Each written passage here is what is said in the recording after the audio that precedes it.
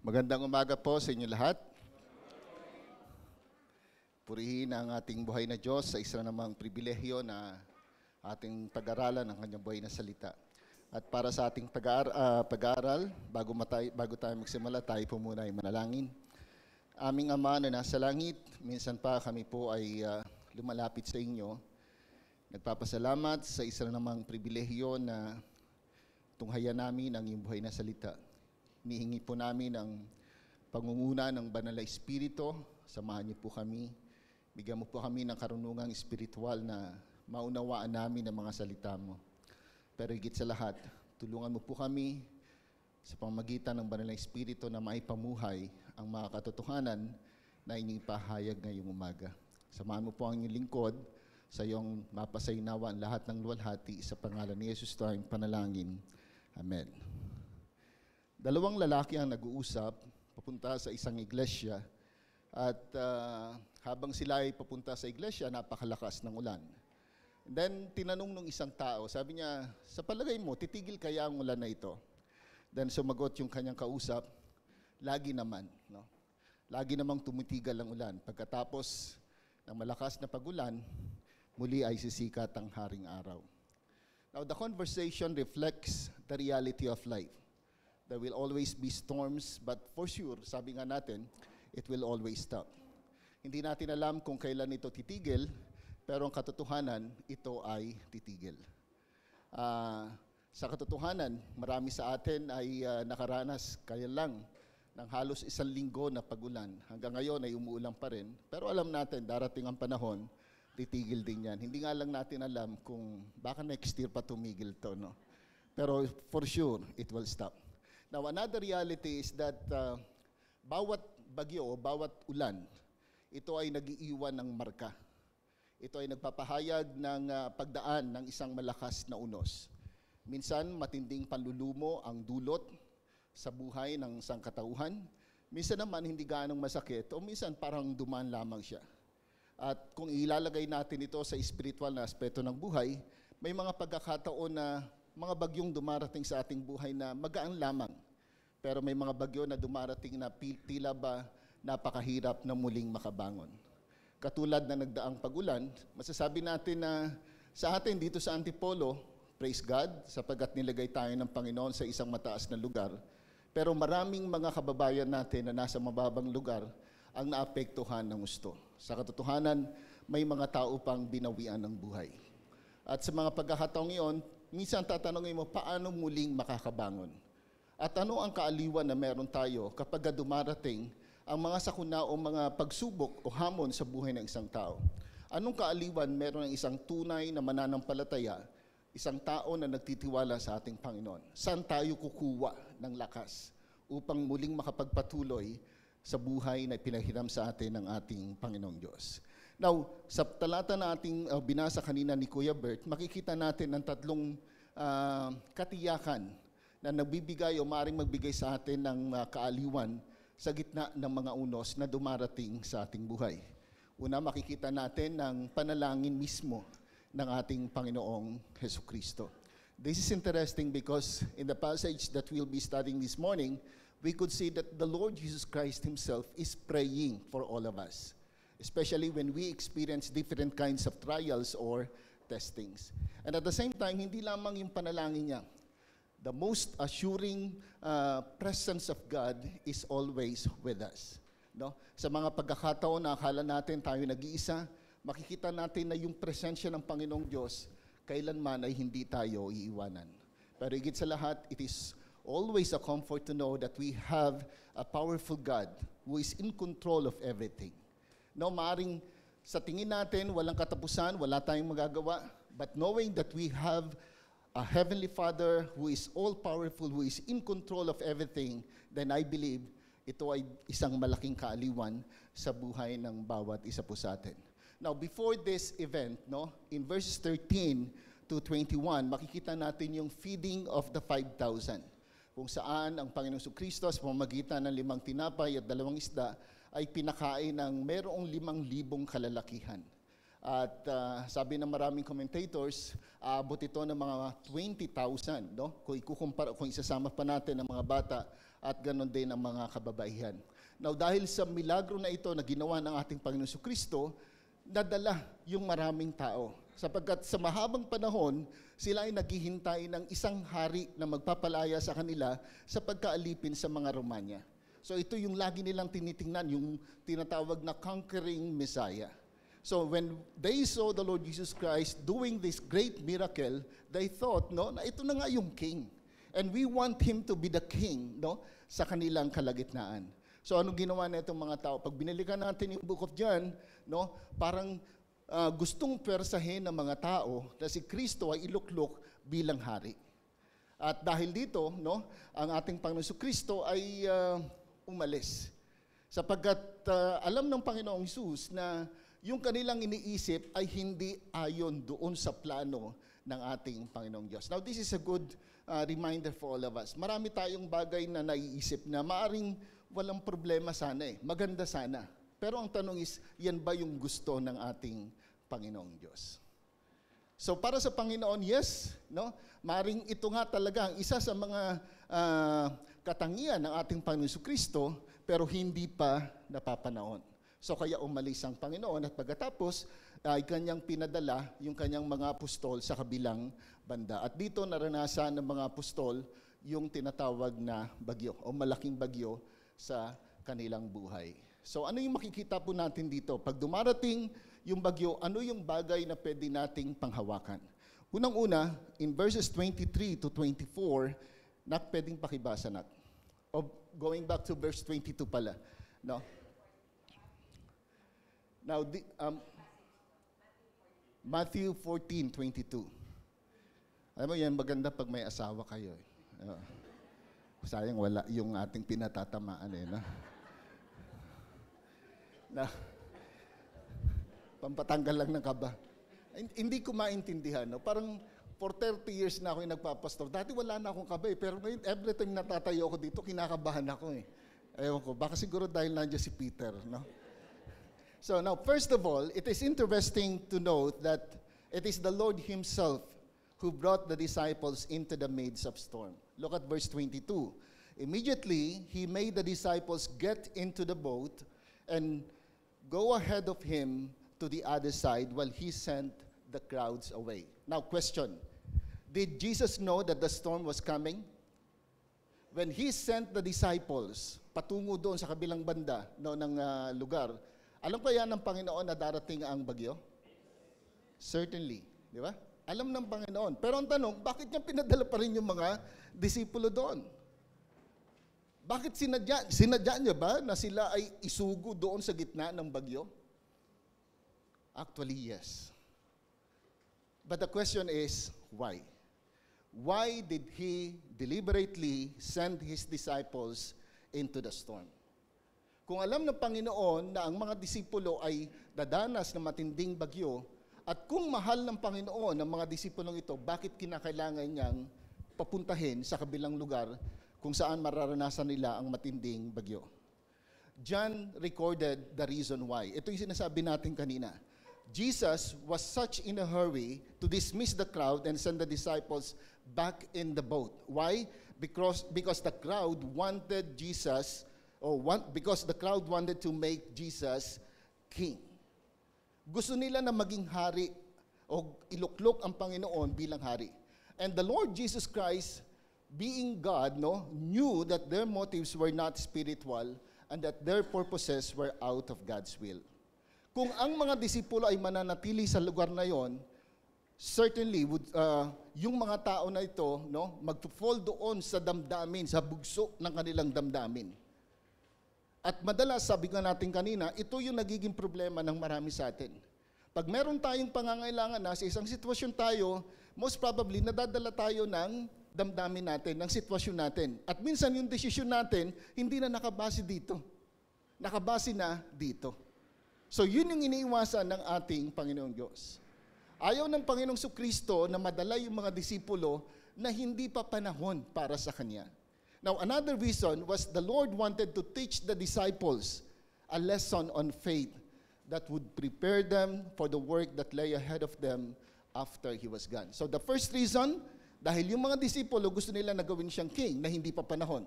Now the second reason, merong gustong ituro ang Panginoon sa mga disipulo. Iniisip ko lang, hindi kaya yun din yung dahilan kung bakit sa maraming pagkakataon dumaraan tayo sa iba't ibang hamon ng buhay?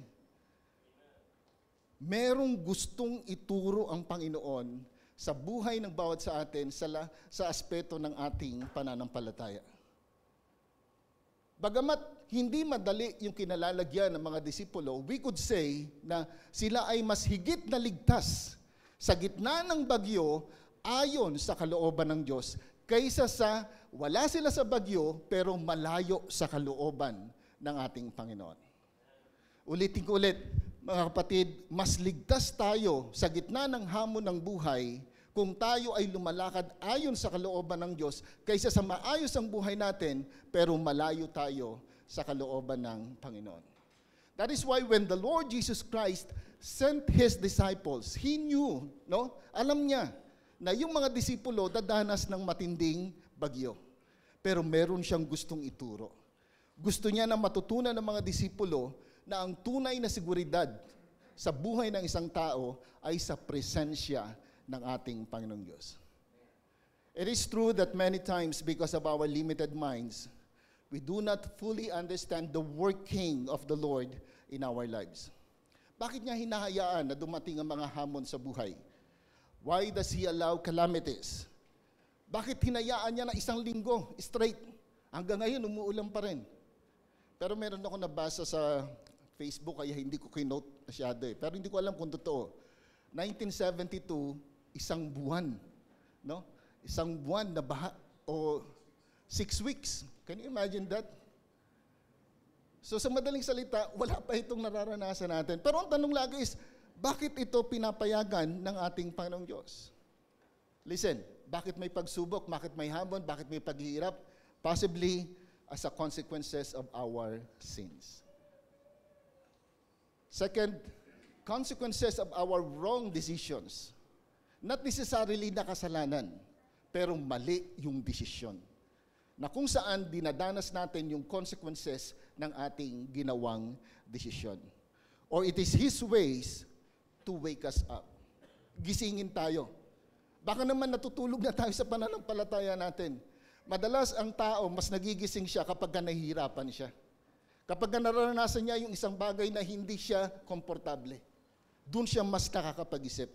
Or maybe for us to learn to trust Him more. Every time we experience different kinds of testings and trials, doon natin naiintindihan na mas mahalaga na magtiwala sa ating buhay na Diyos. And lastly, bakit dumaraan tayo sa pagsubok? Maring ito ang paraan ng Panginoon para tayo lumago sa ating buhay pananampalataya. Remember James chapter 1 verses 2 to 4? Sabi niya, rejoice when you experience different kinds of colors. That is the literal meaning of that word, Sabi niya, various kinds of trials. Bakit? Sapagkat ito'y magdudulot sa atin ng endurance and then hanggang sa maabot natin yung maturity. Pero hindi madali. That is why verse 5, sabi niya, if any of you lack wisdom, ano sabi niya? Let him ask of God, who gave it to all men liberally. Yes, in the midst of trials, usually hindi na ito gumagana. Pero sabi niya ganyan, para mas makita natin kung ano yung buong sitwasyon, ask God. Hingi ka ng wisdom sa Panginoong Diyos. So bakit may pagsubok? Maraming kadahilanan. Pero ang pinakamasarap sa isang buhay mananampalataya, dumarating ang pagsubok sapagkat gusto ng Panginoon na tayo ay patuloy na lumago sa ating buhay pananampalataya. Patuloy na magtiwala sa Kanya. And this is the case of the disciples. Remember, when they experienced the storms, hindi dahil sila ay may nagawang kasalanan. In fact, katatapos lamang ng isang napakagandang gawain. Can you imagine maging part ka ng pagpapakain ng 5,000 kalalakihan? Ano kaya yung pakiramdam ng mga disipulo habang ginagawa nila ito at pagkatapos nilang gawin? Siguro ang sarap sa pakiramdam. Anong pakiramdam nyo pagkatapos ng awa na ang daming tumanggap sa Panginoon? Pagkatapos ng kapihan, ang daming taong dumating. No? Pagkatapos ng concert, ang dami. Lahat yon parang ang sarap sa pakiramdam. Pero sabi ng Panginoon, taka muna, hindi pa tapos ang laban. Simula pa lang yan. Gusto ko kayong matuto, lumago sa inyong buhay pananampalataya. Kaya dito, sinugo ng Panginoon yung mga disipulo sa kabilang pampang para maranasan nila ang bagyo. There are two kinds of storms sa buhay ng isang. Ito yung naranasan ni Jonah. Then the second kind of storm is the storm of perfection. Dumarating ang pagsubok para subukin ang pananampalataya natin, tumibay tayo at lumago sa ating pananampalataya. In fact, ito rin yung sinabi ni Peter, 1 Peter chapter 1, verses 6 to 7. Sabi niya, habang inaantay natin yung ating kaligtasan, maganda yung pag tinignan mo sa verse 3, sabi niya, through the resurrection of Christ, we have this living hope that someday we too will be resurrected. And then verse 4, sabi niya, we have an inheritance in heaven. Then pagdating ng verse 5, yung karakter natin patuloy na lumago. Pagdating ng verse 6, sabi niya ngayon, habang nandito tayo sa mundo, yung pananampalataya natin, kinakailangan dumaan ngayon sa apoy. Subukin kung ito nga ay totoo. So, habang nandito tayo sa mundo, part ng buhay natin yung pagsubok. Pero merong dalawang dahilan. Either tayo ay namumuhay sa kasalanan o tayo ay namumuhay ayon sa kalooban ng Panginoong Diyos. But I hope and pray na habang kung tayo ay dumaraan sa matinding hamon ng buhay, ang dahilan dahil tayo ay umaayon o lumalakad ayon sa kalooban ng ating Panginoong Diyos. So while the disciples in this story experienced the storms of perfection, no, para tulungan sila na lumago, no, dito nila nakita, naranasan yung comfort na kailangan ng isang tao pag dumarating sa hamon ng buhay. So, ano yung number one na comfort? Number one, nakikita ka ng Panginoong Diyos.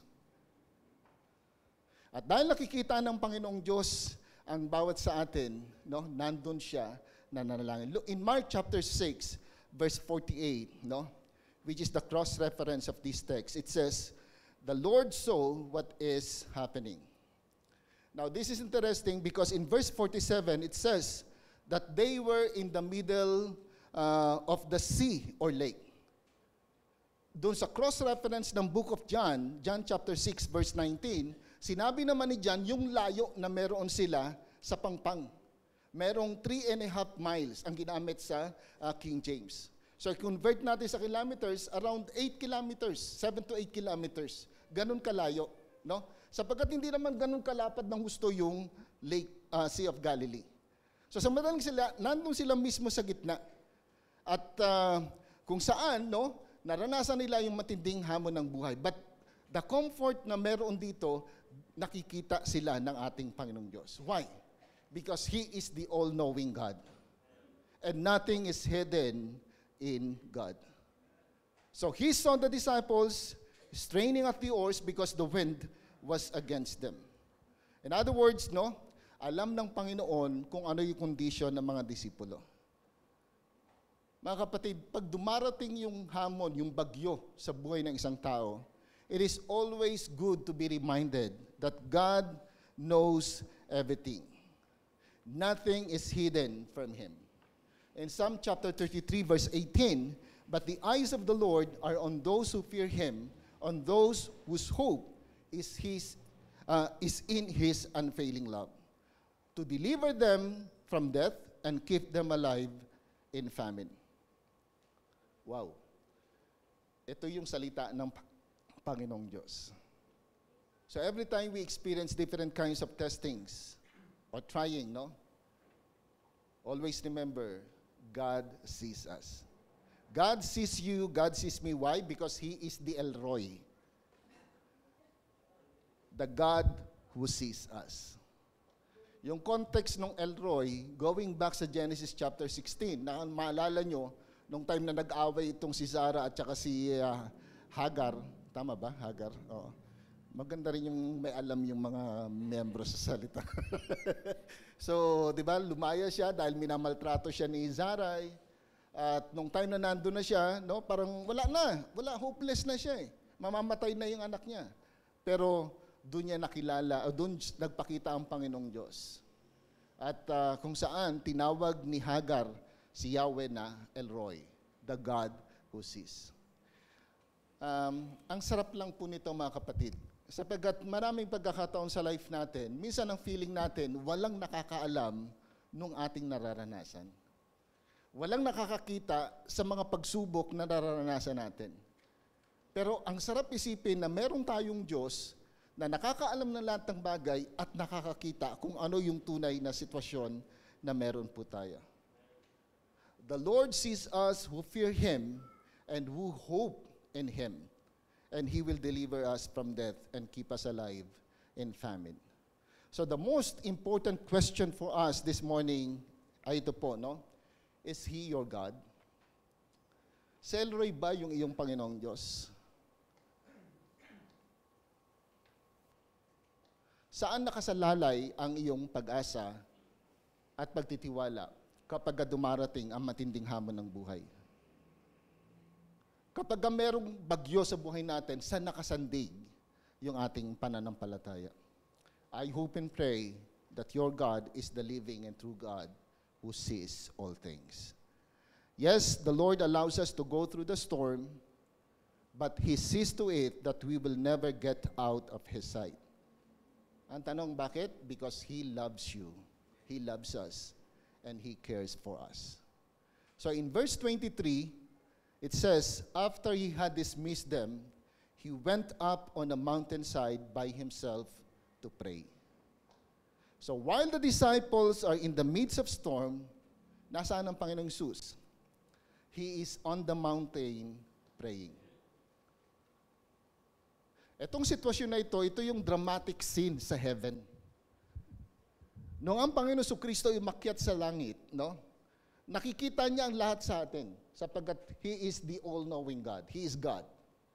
At habang nakikita niya yung sitwasyon na meron, alam niya kung ano yung pinagdaraanan mo. At tanong mo ng ano yung isa sa mga ministeryo ng ating Panginoon? Siya ay patuloy at patuloy na nananalangin para sa atin. Look at Romans chapter 8. Verse 34. Anong sabi niya? Who is the one who condemns? Christ is in heaven. Who is the one who condemns? Christ Jesus is He who died. Yes, rather who was raised, who is at the right hand of God. At anong ginagawa niya? Sabi niya, who intercedes for us. Christ is our great high priest who intercedes for us. That is why pag binasa niyo yung book of Hebrews, isa sa mga binigyan diin na sumulat, Christ is better than Aaron. Because He is the great high priest na hindi namamatay. Na hanggang ngayon patuloy at patuloy na namamagitan sa iyo at sa akin, no? Sa iyo at sa ating Panginoong Diyos. So sabi niya, ang Panginoong Kristo hanggang ngayon, patuloy at patuloy na nananalangin sa bawat sa atin. By the way, anong difference ni Judas at saka ni Peter? Nung si Judas ay magkasala o magkakasala, ang sabi ng Panginoon Kristo, o Judas, gawin mo na kung ano yung dapat mong gawin. Right? Naalala niyo kumakain sila sa Last Supper? Pero nung si Peter, anong sabi ng Panginoon kay Peter? Peter, no? Hinihingi ni Satan na ikaw ay sabi niya, parang ano ba yun? Yung matulong, nakalimutan ko eh. Parang tutuksain ka ni Satan. Di ba? Pero ano sabi ng Panginoon? Sabi niya, pero ipinanalangin na kita. Ako niyo yung difference? Yung isa, gawin mo yung dapat mong gawin, no? Kasi yan naman talagang sa iyo eh. Pero bilang anak ng Diyos, bilang lingkod ng Panginoong Diyos, sabi niya, yes, darating ang hamon. Pero ipinapanalangin kita. And that is why Peter, no, sabi nga, nakabalik sa ating Panginoong Diyos. Oh, what a joy to know that the Lord is praying for all of us. Isang malaking kaaliwan na marinig natin na someone is praying for us. Amen? Parang ayaw nyo maniwala. Pero di ba? Yun nga yung reason kung bakit doon sa chat natin, sa group chat natin, pag may pangyayari na hindi maganda, nandun humingi tayo ng prayer. Di ba? At hina-heart natin, pagka sinabi niya na, I will be praying for you. Dahil napakasarap na alam mo merong nananalangin para sa iyo. Kahit na alam mo na marami doon sa mga nagsabing, I will pray for you, ay hindi ka naman talaga ipagpipray. Di ba? At magugulat pa sila na sinagot na yung iyong prayer request. Pero how about kung meron kang magulang na very prayerful? Meron akong matalik na kaibigan, si Paul Dignadize. During our time in seminary, medyo mabait din po yun eh. Katulad ko rin, no? Pero sabi niya, ang lagi niya sinasabi sa aming magkakaibigan, alam mo friend, ang pinaka-comfort ko, meron akong nanay na very prayerful. Kahit anong mangyari, alam ko lagi siyang nandun, nananalangin para sa akin. Now, it is a comfort to know that someone is praying for you. How about if it is the Lord Himself who is praying for you? Anong pakiramdam kung mismo ang Panginoong Hesus ang tunay at nananalangin para sa iyo? Hindi kanya makakalimutan. Patuloy at patuloy kanyang ipapanalangin. At ito yung sitwasyon nila ngayon. Yung mga disipulo, nandun sa gitna ng hamon ng buhay o nasa bagyo, pero nasaan ang Panginoon Jesucristo? Nandun sa bundok. At anong ginagawa niya? Nananalangin. Tanong, ano kaya ang pinagpipray ng Panginoon? Hindi ko alam kung anong pinagpipray ng Panginoon, pero meron akong naisip ng palagay ko, no, kasama ito sa prayer niya. Number 1, kalakasan at biyaya na kailangan ng mga disipulo. Dahil hindi biro ang malagay sa gitna ng unos. Pangalawa, pwede nating idagdag na karunungan. Karunungan na makita nila sa gitna ng kapigatian o bagyo ng buhay kung ano ang dahilan ng bagyo sa buhay. Hindi kaya yun din yung pinag-pray ng Panginoon every time na tayo dumaranas ng hamon ng buhay? Kapag tayo nagkakaroon ng mabigat na karamdaman, kapag tayo nagkakaroon ng matinding pangangailangan, kapag tayo nagkakaroon ng kasamaan ng loob, hindi kaya ang pinapanalangin ng Panginoon sa atin ay, Lord, bigyan tayo ng karunungang espiritual. Bigyan tayo ng biyaya na ating kailangan. And I hope and pray na ang katotohanan ito magbigay ng kaaliwan. Yes, merong Diyos na nakakita ng ating sitwasyon at nananalangin doon sa kalangitan. And I believe, no, kung ito ay may lalagay sa ating puso't isipan, nasa gitna man tayo ng bagyo, meron tayong kalakasan. Dahil alam natin, God sees us and He is praying for us. And the second assurance or comfort that we have or that we can get from this passage, every time we experience different kinds of trials and testings, the Lord's presence is assured. The Lord's presence is assured. Look at verses 25 to 26. Sa verse 24, ang sabi diyan, but the boat was already a considerable distance from the land, buffeted by the waves because the wind was against it.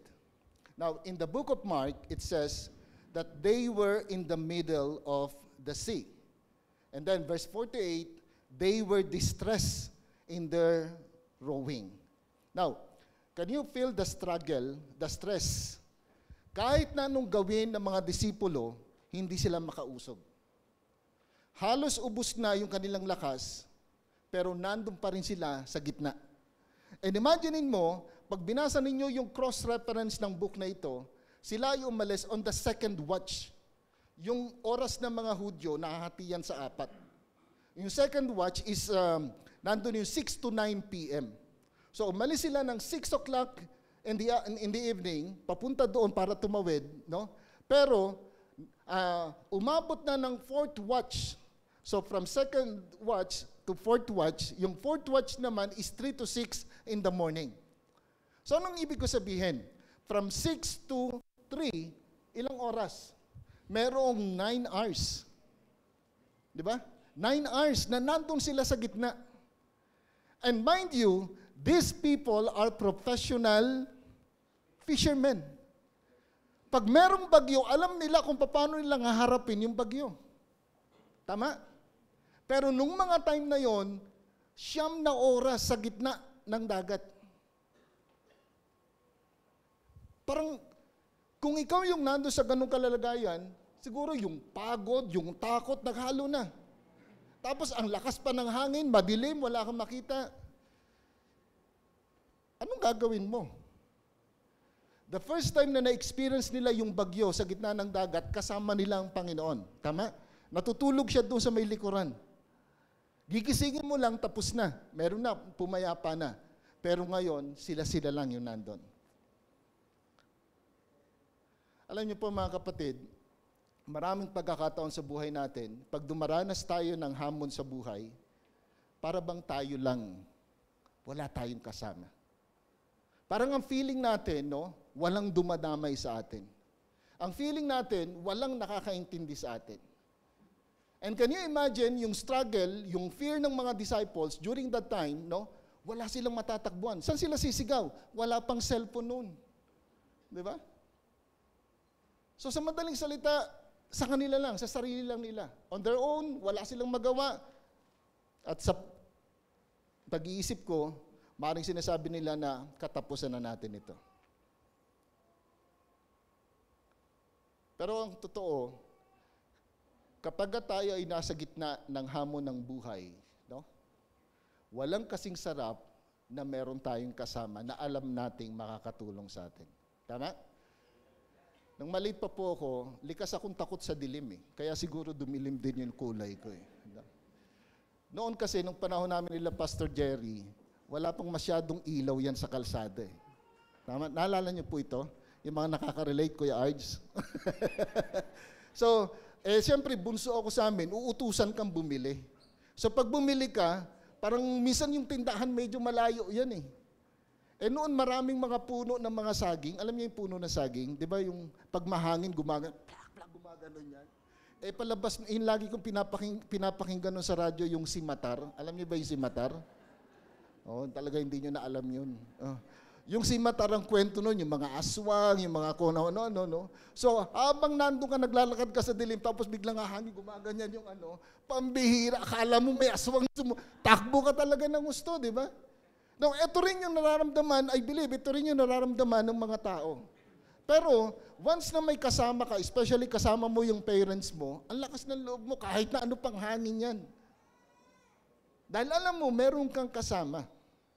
And the good news is this, sa panahon ng matinding dagok ng buhay, kailanman, hindi ka pababayaan ng Panginoon. Naalala niyo po ba yung kantang Footprints in the Sand? Kasi ako hindi ko na naalala rin eh. No? So yung Footprints in the Sand, sabi niya ngayon, nakala niya pagdating ng pagsubok, iniwanan na siya ng Panginoon kasi ang nakita niya na lang, isa na lang na yapak. Pero sabi ng Panginoon, anak, kaya isa na lang yung nakikita mong yapak kasi pasan-pasan na kita. Ang sarap isipin na sa lahat ng pagkakataon, anumang sitwasyon, hindi ka iiwanan ng ating Panginoong Diyos.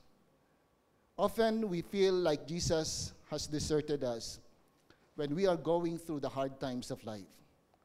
The reality is He will never leave us nor forsake us. And this is our comfort as followers, as children of God. He will always come to us in the storms of life. Kaya, kung may bagyo, kapag may bagyo, usually pag may bagyo, hindi natin nakikita yung sikat ng araw. Tama? Ang tanging makikita mo lang, siguro, kung foggy pa, wala talaga. No? Pero hindi nangangulugan na dahil hindi mo nakikita yung sikat ng araw, walang araw. Nandun lang siya. Naitatago lamang siya ng mga ulap. During the Holocaust, tama ba yung pagkakasabi ko na? Ngayon, baliktad na. Noon yung mga anak ko, tinuturuan ko. Ngayon, ako na nagpapaturo sa kanila eh. During the Holocaust, no, alam natin yung kwento na there were 6 million Jews ang napatay dahil doon.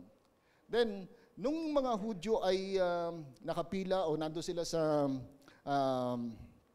nakalimutan ko yung tawag dito, sa concentration camp, no, merong mga gas chamber doon.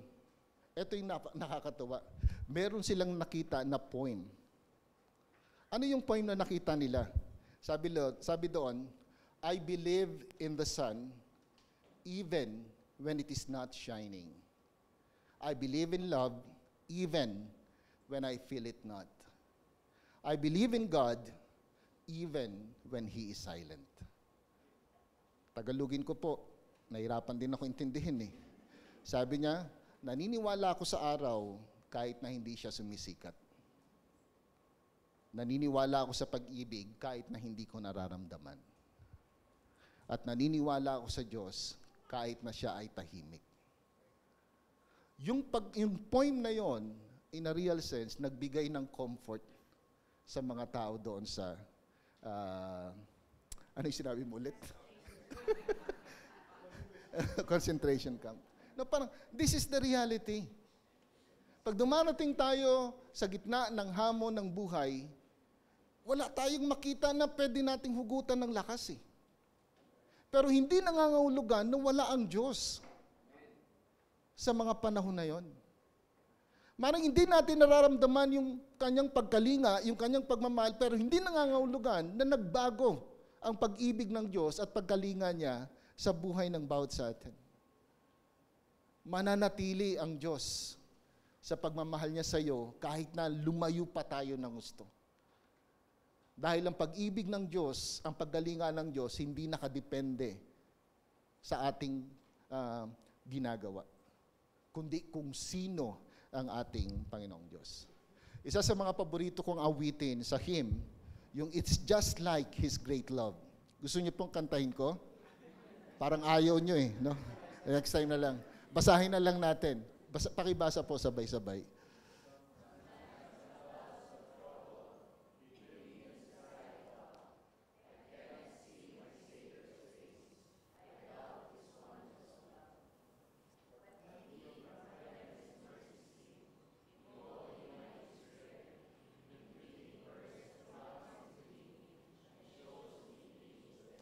Diba ang ganda?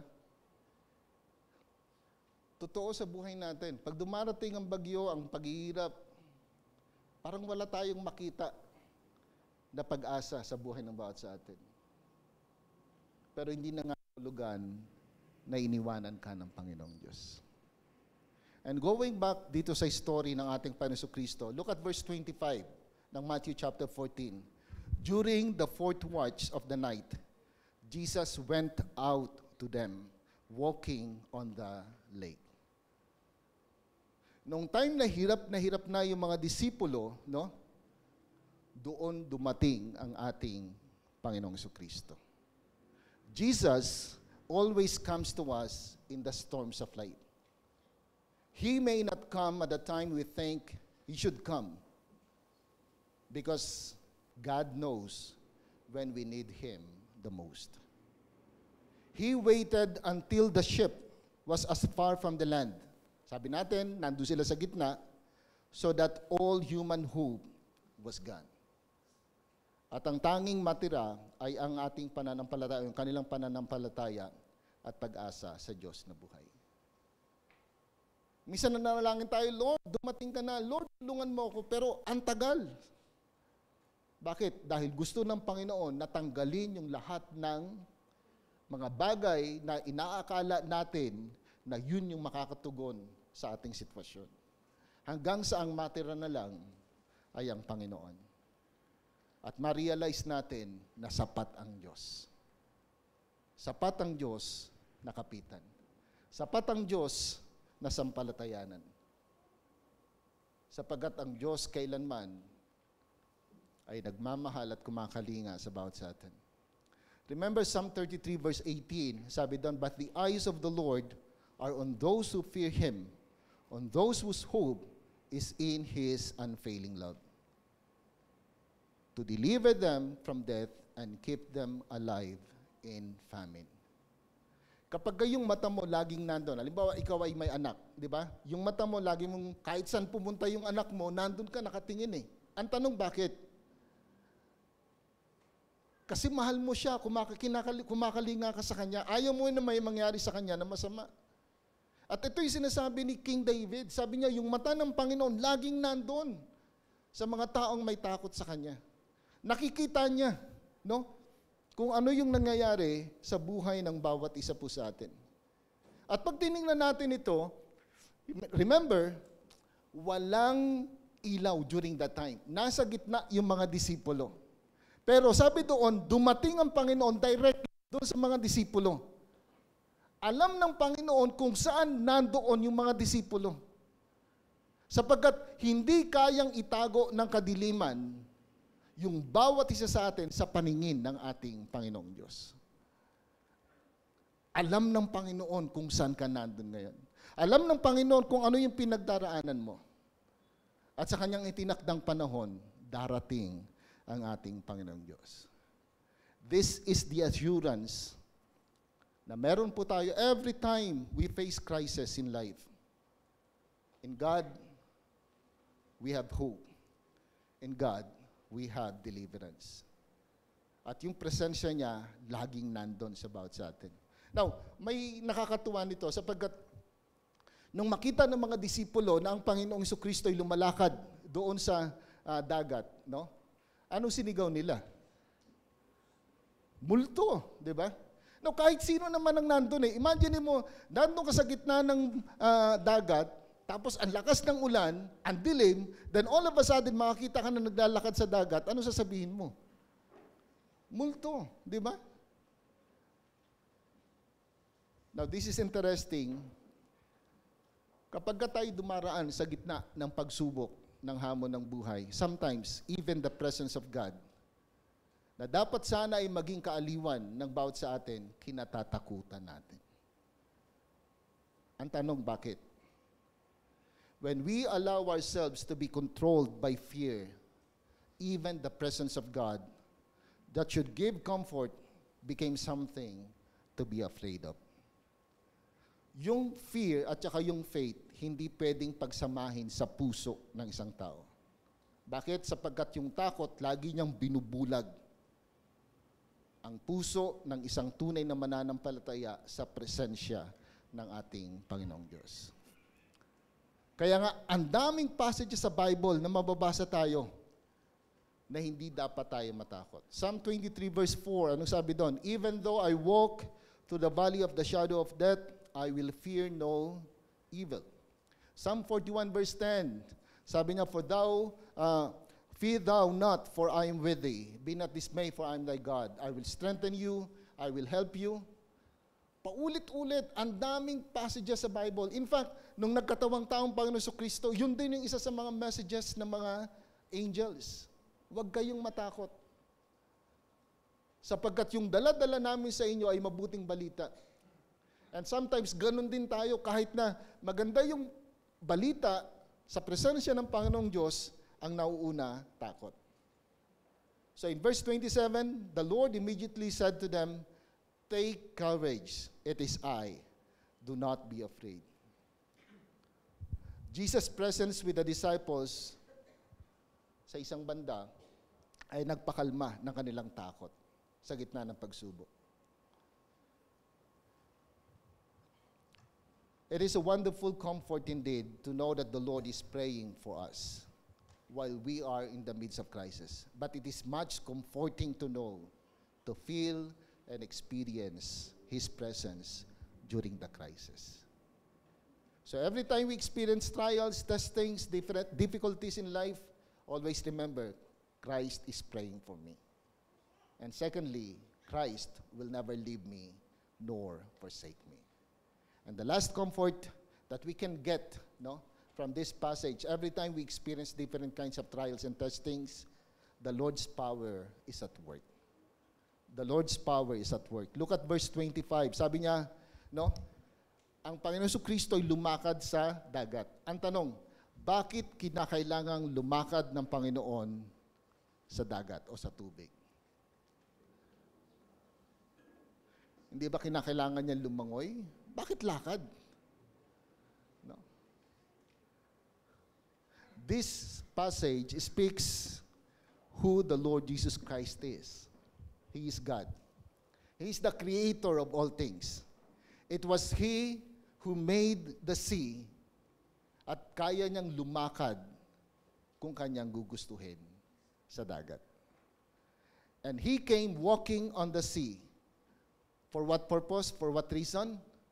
To show to the disciples, no, na yung bagay na kanilang kinatatakutan, tinatapakan lamang ng ating Panginoon. Can you imagine that? Takot na takot ang mga disipulo, pero etong kanilang master, naglalakad doon sa kanilang kinatatakutan. At nung dumating doon ang Panginoon Jesucristo, no, shift natin doon sa focus kay Peter. Ano sabi ni Peter? Sabi niya, Lord, ikaw ba talaga yan? Sabi niya, pwede ba? Verse 28, Lord, if it is you, command me to come to you on the water. And look at verse 29. Anong sabi doon? The Lord said, come. And Peter got out of the boat and walked on the water and came to Jesus. But in verse 30, sabi roon, nung makita ni Pedro yung hangin, he became frightened and beginning to sink. And he cried out, Lord, save me. When Peter focused on the Lord, he was able to trample the cause or reason of his fear. Pero nung sinip niya yung kanyang focus doon sa alon, tinanggal niya yung kanyang focus sa Panginoon, he started to drown. Same is true sa life natin. Kapag dumarating ang hamon ng buhay at nakatingin tayo sa Panginoon, may kalakasan tayo. Pero kapag tinanggal natin ang ating focus sa Panginoon, malulunod tayo. Look at Job. When he experienced trials, no? Different kinds of testing, no? Kung saan yung lahat ng kanyang kayamanan naubos, mga anak niya in less than 30 minutes. Can you imagine, nag-report yung isang alipin, no? Kinuha ng mga magnanakaw yung mga hayop na ganito. Then, hindi pa tapos magsalita, may darating na naman. Tapos hindi pa tapos magsalita, o yung mga anak mo namatay. Anong gagawin mo pag gano'n ang balitan dumating sa'yo? Pero sabi sa verse 20 to 21 ng Job chapter 1, the Lord give it, the Lord take it away. And then verse 21, and Job worshiped God. And he did not sin. Why? Because he focused on God. Na kahit na anong hamon ng buhay, alam niya, God is God. God is in control. God has the authority sa kanyang buhay. Kaya sabi niya, ang Diyos na nagbigay, ang Diyos din mag-aalis. Na instead na magkaroon ng galit sa kanyang puso, ang tanging na isa puso niya ay ang sambahin, magpuri sa Panginoong Diyos. Now, ito rin yung problema natin. Like Peter, tinapakan niya na yung kinatatakutan niya eh. Habang nakatingin siya sa Panginoon Jesucristo, yung bagay na kinatatakutan nila, nandun sa kanyang paanan. Pero nung tinanggal niya yung paningin niya sa Panginoon, nagsimula siyang lumubog. Alpha Baptist Church family, yung trials, yung testing, difficulties, lahat yan part ng buhay natin. Pero ang tanong, saan ka nakatingin? Saan ka nakafocus? Habang tinitingnan mo yung problema, lalong lumalaki yung problema. Lumiliit yung Diyos. Etong kamay na to, hindi to ganun kalakihan eh. No? Maganda lang. Pero hindi siya ganun kalakihan. Pag tinakpan mo yan ng mata mo, nilapit mo rito at ito lang ang tinitingnan mo, hindi mo na nakikita yung ibang bagay na mas malaki kaysa sa atin. Same is true sa pagtingin natin sa problema. Pag tinitingnan mo ng tinitingnan yung problema, yung hamon ng buhay, namimiss mo kung gaano kalaki ang Diyos na iyong sinasamba na nagmamahal sa iyo. So kaya si Peter, nung tinanggal niya yung kanyang paningin, nagsimula siyang lumubog. Now, before we criticize Peter for sinking, we should honor him for his magnificent demonstration of faith. Why? Of all the disciples, sino lang ang naglakas ng loob na lumakad sa tubig? Ikaw, kung nandun ka, maglalakad ka ba sa tubig? Huwag na lang, di ba? Lalo na ako, hindi ako marunong lumangoy. But look at Peter. When the Lord Jesus Christ said, "It is I, do not be afraid." Sabi niya, "Lord, if it is you, allow me to come to you." And indeed, nakalakad siya eh. Sa buhay natin ganun din eh. May mga pagkakataon na very strong yung faith natin, pero may pagkakataon din naman na nagwiwigil. Pero ito yung masarap sa Panginoong Diyos. Nung time na lumubog si Peter, anong ginawa ng Panginoon? Nung nagsinabi ni Peter na, "Lord, save me," anong ginawa ng Panginoon? Sabi doon, sa King James Version, ginamit is immediately. No? Dagli, inabot siya ng Panginoon. Ano ibig sabihin? Kung ako'y naki Peter with my personality, sisermonan ko muna si Pedro. Pambihira ka kasi, naglalakad ka na eh. Ayan pa, no? Nag-doubt ka, tuloy lumubog ka. But look at the Lord Jesus Christ. Inaabot niya tayo kung saan tayo nandun. Alam niya yung kahinaan natin. Kaya anong time na lumubog si Peter, inabot niya muna, tsaka niya sinermonan. Ano sabi niya? Bakit ka nag-doubt? But the point is, no? Yung Panginoon, lagi siyang nandun kung saan tayo nandun. Inuunawa niya yung ating kahinaan. At mga kapatid, once nahayaan natin yung takot, ang maghari sa buhay natin, ipaparalyze tayo dyan. Pero pag nakatingin tayo sa Diyos, kaya nating gawin yung imposibleng bagay. Remember Goliath and David? Sino mag-aakala na kayang talunin ni David, ang isang higante, professional fighter? Pero sabi doon sa kanilang labanan, no? Sabi ni David, "Naparito ko hindi sa kung ano paman, naparito ko sa pangalan ng Diyos." And he was able to kill Goliath.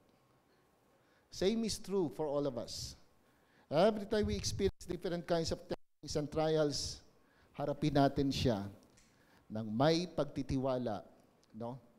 Sa presensya ng ating Panginoong Diyos. Sa kapangyarihan ng ating Panginoong Diyos. I hope and pray na itong kwento sa buhay ni Pedro o ng mga disipulo at ng Panginoon Kristo ay maging bukas na patutuo at hamon sa bawat sa atin.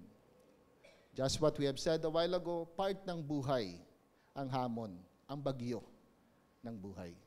Pero ang katotohanan, hindi ito habang panahon mananatili sa atin.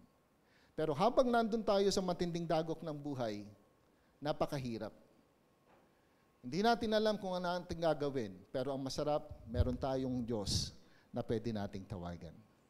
Meron tayong Diyos na nananalangin para sa iyo at para sa akin. Pinapanalangin niya na magkaroon tayo ng biyaya at lakas nating kailangan upang mapagtagumpayan ang hamon ng buhay. Pinapanalangin niya na magkaroon tayo ng karunungan, na makita natin ang reason, ang dahilan, bakit merong hamon ng buhay. Ba't kinakailangan tayong subukin sa ating pananampalataya? Pero alam ng Panginoon na hindi sapat na ipag-pray niya lamang ang mga tao. Kaya naman yung kanyang presensya ay nandoon. Kung saan tayo nandoon, pupuntahan tayo ng Panginoon upang maranasan natin ang kalakasan, kaaliwan na ating kailangan sa gitna ng hamon ng buhay. At ang masarap, kailanman hindi ka iiwan o pababayaan ng ating Panginoong Diyos. Pero anong saysay na nandoon ang isang persona kung wala naman siyang kakayahan? Kaya ang isang pinakamalaking comfort sa buhay natin, yes, the Lord Jesus Christ is praying for us. No? He is with us. But most importantly, the all-powerful God who is with us, who is praying for us, will do something great for all of us. As a powerful God, papakita niya sa atin na He is enough na pagkatiwalaan. So anong hamon meron ka ngayon sa iyong buhay? Anong pagsubok? Anong paghihirap ang iyong naranasan? Be comforted that the Lord Jesus Christ is praying for you. He is with you. And He is the all-powerful God who will make a way. Sabi nga na isang awit, God will make a way where there seems no way. No? Hindi ko na alam. Yun lang yata alam ko. But the good news is this, no? God is with you and He loves you. God bless us all. Aming Ama na nasa langit, salamat po sa iyong buhay na salita. Salamat po sa katotohanan na ikaw ang Diyos na makapangyarihan sa lahat, na nagmamahal sa amin, na kailanman hindi mo kami iwanan. Sa katotohanan, patuloy mong ginagabayan ang bawat isa po sa amin. Tulungan mo lamang po kami na patuloy na tumibay sa aming buhay pananampalataya. At nawa, katotohanan na aming narinig mula sa iyong buhay na salita ay maging kaaliwan at kalakasan ng bawat isa po sa amin. Salamat po muli, Ama, sa pangalan ni Jesus tayong panalangin. Amen.